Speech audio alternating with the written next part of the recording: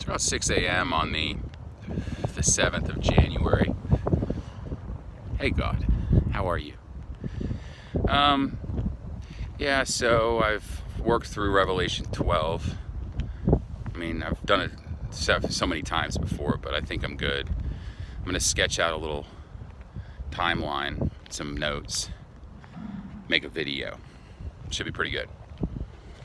Trying to think of, the plan. Just drop that on your parents and whoever else and say, hey, you got to have a plan. I'd be like, now's the time to focus. I'm not going to say execute. Now's the time to execute. You say focus. Advice. When I say advice, I mean, it's like, I ain't asking, I'm telling you. It's for my mom to go down to the hospital after watching it, digesting it, maybe talking to my dad about it, and working immediately on getting participants for the first formal study in a formal environment to independently verify the results that I present to them. Now I'm going to hedge my bets, I believe, by including other people on the email. But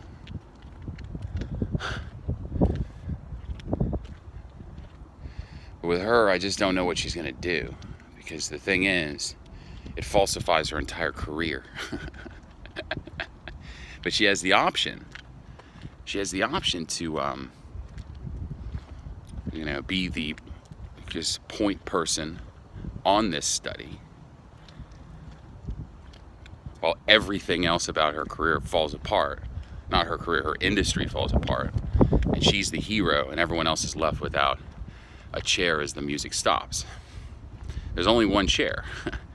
So it's a gift from God. But for someone who doesn't execute, it's a curse. Not that it's him cursing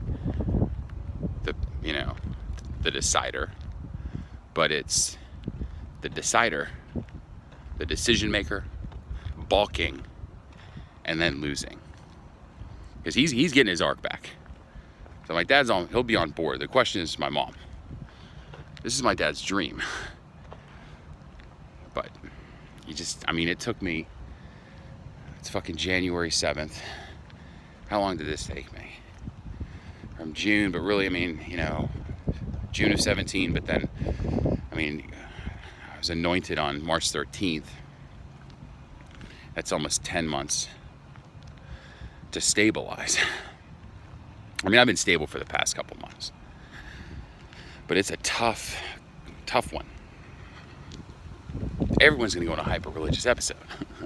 It's going to be awesome. I just can't imagine doing it in a whole group and being totally unprepared for it.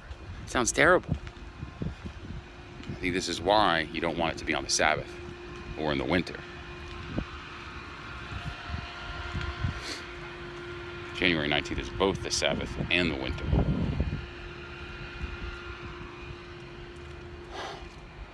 Fuck.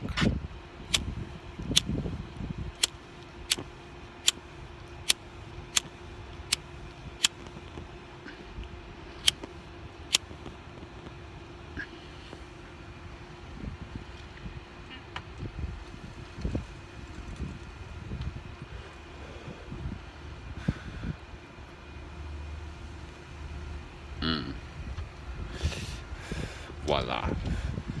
So, we'll see what they say. Man, I could use a facial. I'm trying to get too superficial here, God, but, be nice to have one. I asked a student yesterday, I said, he's the only student I have. I used to have plenty when I had business, helping kids get into college. But he's Jewish. You wouldn't know by looking at him. But, I was like, of course, what do you know about anyone by looking at them? Now that I think it. Is that a bird? Anyway, I asked him, I said, what do you guys think of climate change? He goes, well, we know it's real, as high school students. I said, yeah. He's like, but like we kind of sealed our own fate. I'm like, how does it make you feel? He's like, well, what can you really do? I was like, yeah. I was like, the UN says we have 12 years left until the apocalypse. He's like, yeah. I said, you're Jewish, right? I said, yep. I said, and he took a class over the summer where they examined different religions: Hinduism, Judaism, Christianity, Islam, Buddhism. I said, all these religions, except I think Buddhism has a hint of this, but these other religions have a redeemer that comes in at the end of days.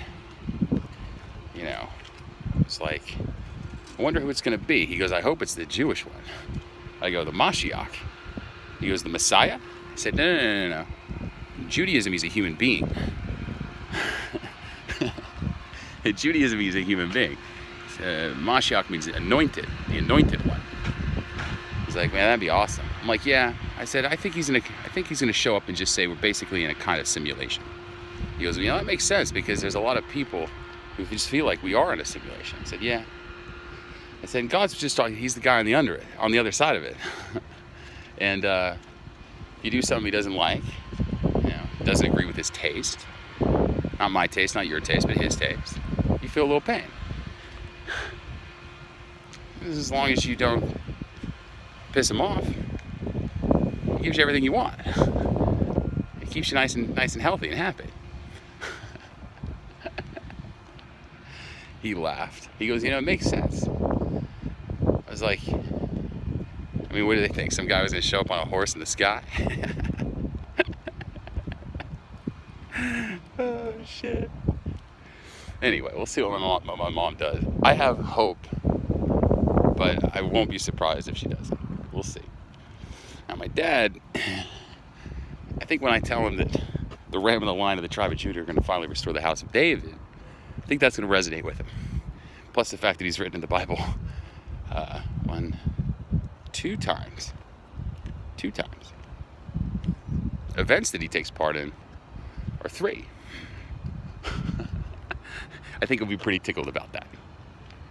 I think everything between us, having not spoken since the one day we prophesied, when we both accepted each other's ultimate death. The last time we talked before that, we talked on January 20th during the prophecy day. But the last time we talked before that was, April of 2016.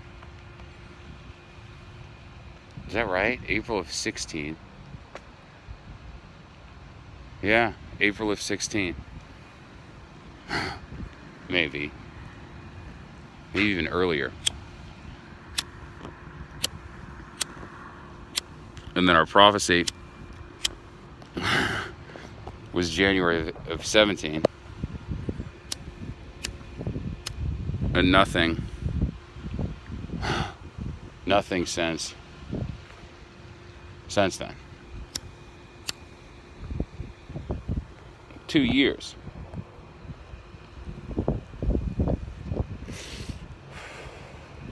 It's crazy.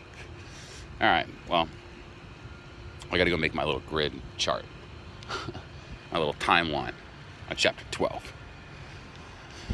See you guys.